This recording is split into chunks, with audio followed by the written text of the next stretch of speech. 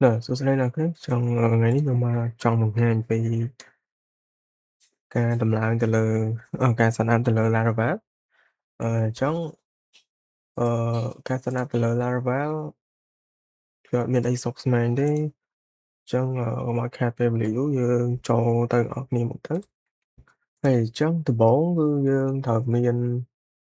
Laravel ត្រូវមាន PHP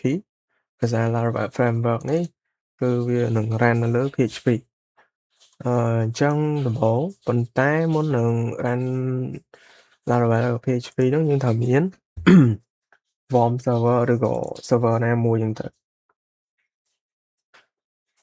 ចុះខ្ញុំប្រើទៅលើ Ralagon ក្នុងការ install ទៅលើ server យើងនិចវាចារមកហើយបន្ទាប់មកគឺយើងត្រូវមាន PHP ដែរ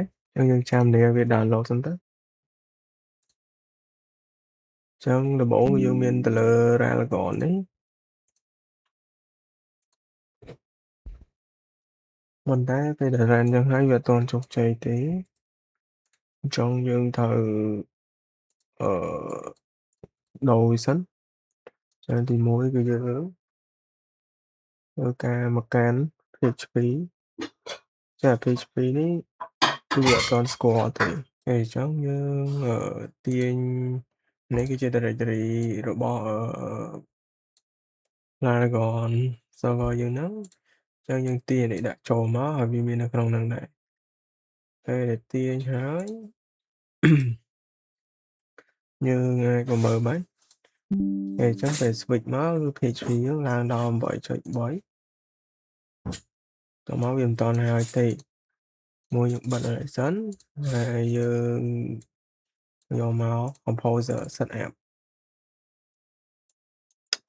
ឈប់មិនទាន់យើងមកក្នុងនេះដដែល8.3ហ្នឹងយើង copy មកវាយ env យើងយកឲ្យបាន variable ចុចលើ path ហើយយក new copy path ដាក់ចូលក្រុមដូចគ្នា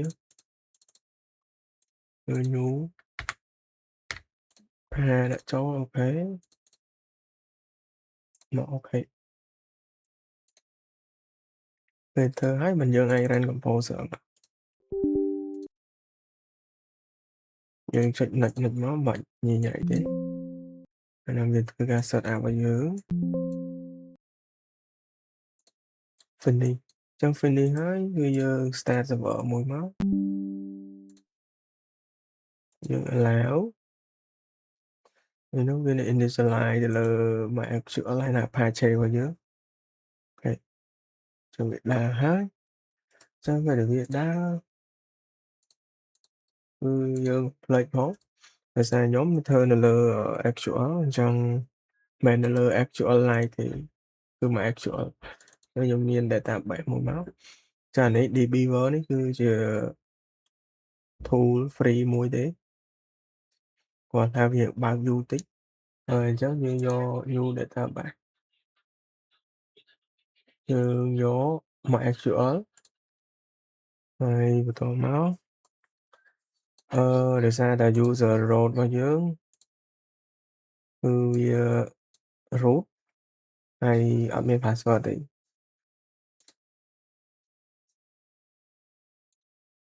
ហើយអញ្ចឹងតែប៉ុណ្ណឹងយើងតែ connection មក download driver ទៅ connected finish ដល់ពេលហ្នឹងយើង double click មកវានឹង run ឲ្យយើងហើយយើងមាន database អញ្ចឹងទៅកុំឲ្យច្រឡំយើងដូរឈ្មោះសិនមកយើង rename យើងដាក់ Laravel 13កុំឲ្យច្រឡំមួយ database ផ្សេងហើយអញ្ចឹងបន្ទាប់មកគឺយើងបាន database មួយតែអត់ទាន់ហើយទេអញ្ចឹងបន្ទាប់មកយើងហើយ database ហើយយើងត្រូវចូលមកកាន់ចុះបន្ទាប់យើងត្រូវ download ទៅលើ Node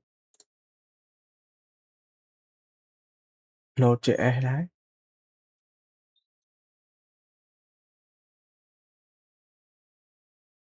Nếu như Draw Windows Installer, nếu như vì change version 1.4 dương cho mà hay như install không được đó. Đấy.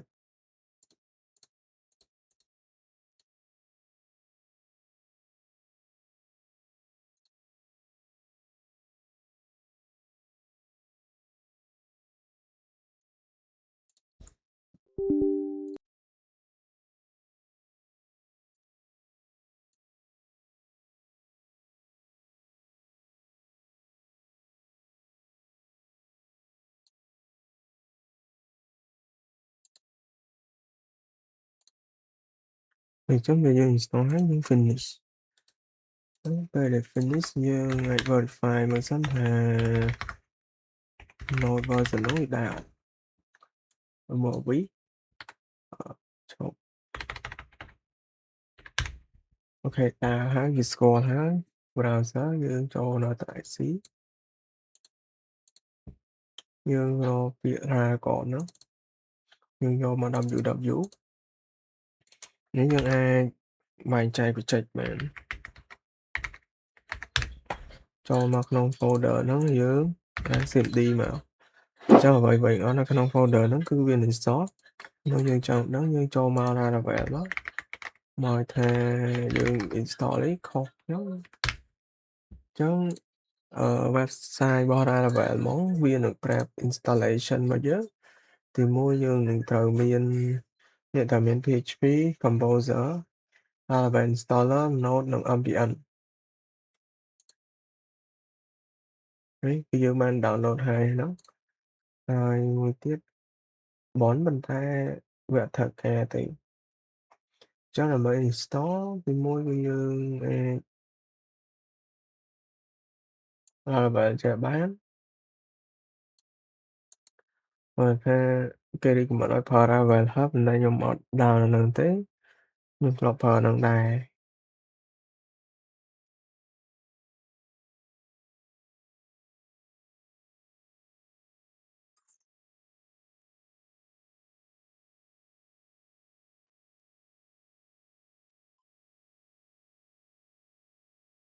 mùi tiếp okay. Trong một hai chị anh ấy toàn score đi là đọc bạn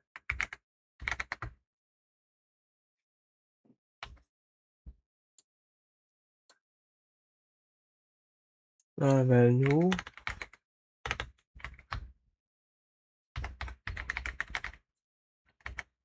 việc score trong bây giờ việc score một cái dương trong thì muốn bây giờ nhưng vài composer của lọ body require này mát được cái nào chứ nè chúng ta vay của mình nông mùi máu tao máu về nó viên tôi cái chain cần retry từ iPad nè trong bên nó viên install là dương chứ hai cái tao máu viên trên việc file download nó cứ bài nhảy nó làm bên đây nhảy nhảy đây thì sẽ là dịp download php nó quy toàn score trong thì mỗi dương ta download rồi bạn giật mắt rồi bạn dịp nó làm bên đây vậy thế dương nè rồi bạn dịp máu trong viên miền website này dương download này for Windows đi máu tại sao nhóm download hai trong đấy nhóm vô bao nhóm đã cần kèo đi nữa rồi nó dương install cái máu hôm nay du thế là install bằng flash thế lọc phần đó xong rồi nó dương bài đồng tiền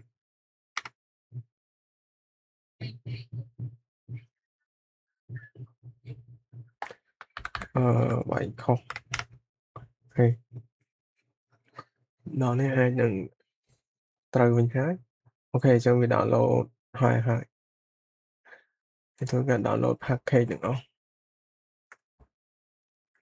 trongนี้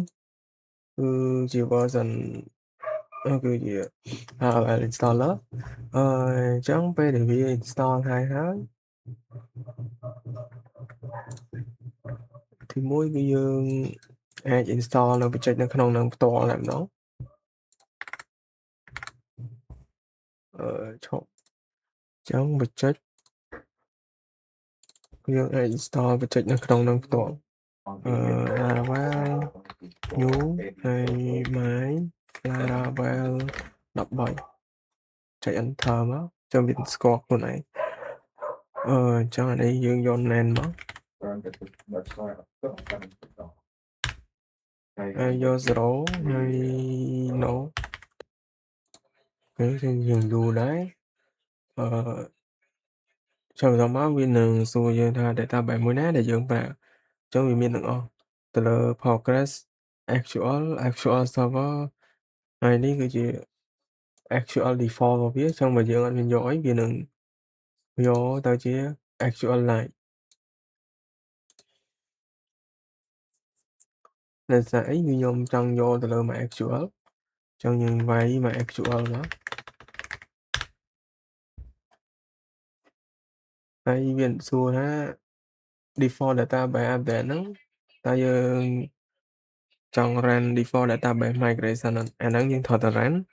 ដោយសារយើងមិនបាច់ហត់ទៅ config ម្ដងទៀតទេហើយវា config ឲ្យយើង auto អញ្ចឹងពេលហ្នឹងវានឹងបង្កើតទៅលើ database ឲ្យយើងខ្លួនឯង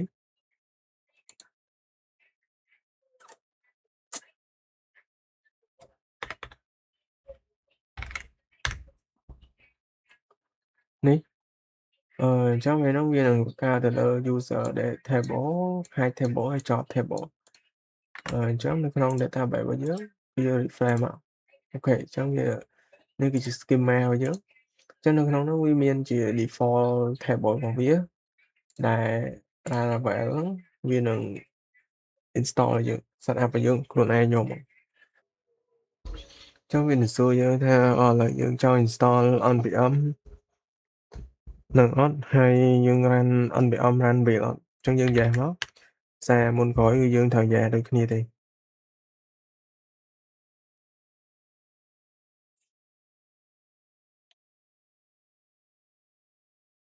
អញ្ចឹងវានឹង run ទៅលើ with វិញ with នេះគឺជា default client environment យើងសម្រាប់ production អញ្ចឹងទីមួយគឺយើងគេឲ្យយើងចូលទៅកាន់ CD Laravel ហើយយើងអាច run composer run ដែលវា run បានប៉ុន្តែសម្រាប់ខ្ញុំហ្មងបើខ្ញុំជាខ្ញុំធ្លាប់ធ្វើអានឹងតិចតួចដែរព្រោះតែកំពុងតែរៀនវាអញ្ចឹងកាលណាដែលយើង run composer run ដែលហ្មងវានឹង run ទៅលើ with នេះហើយនឹង run ទៅលើ Laravel ផងដែរ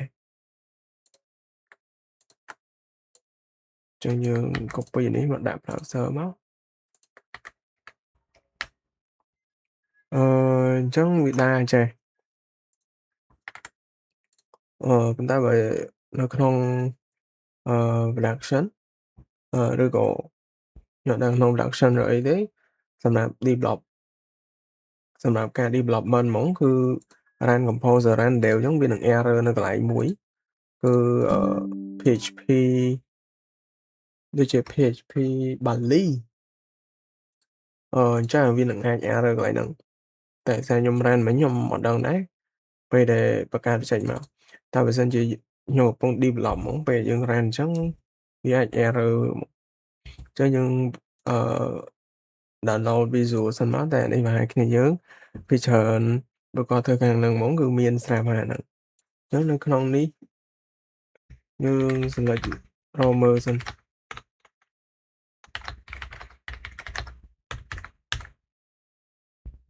អូខេយើង set add default មក select set add default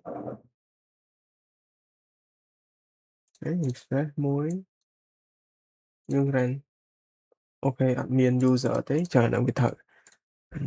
តិចទៀតយើងត្រូវតែដាក់ user ថ្មីមើលសិនអូខេឈប់អញ្ចឹងយើងចូលមកក្នុងនេះវិញមកដែលយើងកំពុង run ហ្នឹងយើងផ្ដាច់ server ចោលសិន Ctrl C yes យើងផ្ដាច់ server ហើយយើងវាយ code ចឹងពេលហ្នឹងវាបើក visual យើងនោះមកហើយអូប្រហែលមិញវាជាប់ default របស់អានោះមកទៅអញ្ចឹងយើងចេញចេះចឹងយើងinstall package មួយចំនួន Laravel យើងវាយតា Laravel នោះវានឹង list ឲ្យយើង install នេះមួយ install នេះមួយ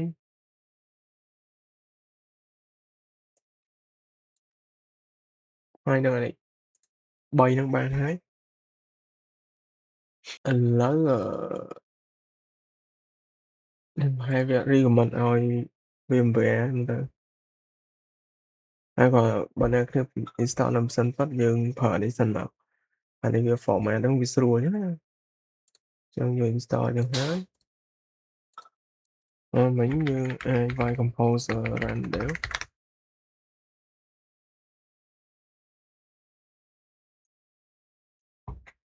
អូអូអានេះអត់ error ទេតែគាត់ថាអានេះសម្រាប់អ្នក developer ការ developer ទូទៅគឺ development ទូទៅគឺយើងអាចគាត់វាយPHP RT Artisan Serve វាយតែប៉ុណ្្នឹងមកក៏បាយអានេះយើងចុចអានេះមកយើងចេញមក server អញ្ចឹងទៅអានេះដើម្បីកុំឲ្យវា load មកអញ្ចឹងយើងចូលមក setting ហើយយើងបិទអានេះចោលមកចឹងពេលថ្ងៃក្រោយយើង click run មកវានឹងចូលទៅក្នុងអានេះយកមកអូខេអញ្ចឹងបន្តមកយើងដំបូងខ្ញុំក៏ណែនាំទូទៅទេដោយសារខ្ញុំអត់មានត្រូវបរៀនអ្នកគ្នាឲ្យទៅសេនៅក្នុង framework ហ្នឹងទេសារវាស្មុគស្មាញដែរអានោះដល់អ្នកធ្លាប់រៀន PHP ទៅអាចយល់អញ្ចឹងទៅសេជាអីហ្នឹងដែរអានេះគឺជា basic ខ្ញុំទៅរៀនដែរទេhome យើងមានជា function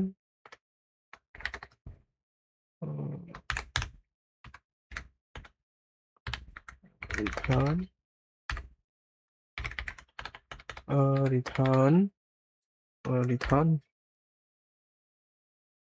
returnអីធម្មតា this is my first about 13 or 14អញ្ចឹងអានេះវានឹង auto restart ហ្នឹងអញ្ចឹងពេលហ្នឹងយើងធ្វើម៉េចដើម្បីមកដល់ home ហ្នឹងយើងចូល browser យើងវាយ home មកអូអត់ដែរ